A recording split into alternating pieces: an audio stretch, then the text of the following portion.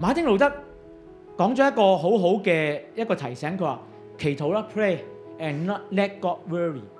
有時我都有好多嘅擔心，小朋友好細，或者好多面對緊壓力，點做呢？有時我問緊咩叫信靠呢？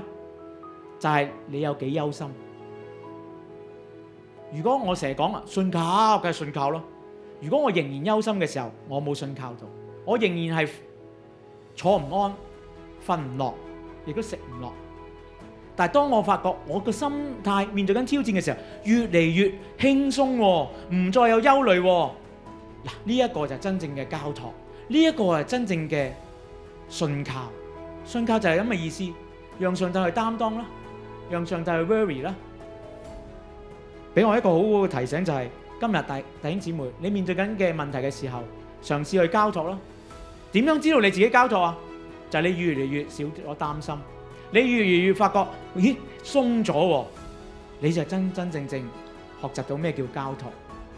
嚟喺呢一刻嘅裏邊，我哋再一次將我哋嘅生命放喺主嘅手裏邊，我哋學習一齊學習交託啊！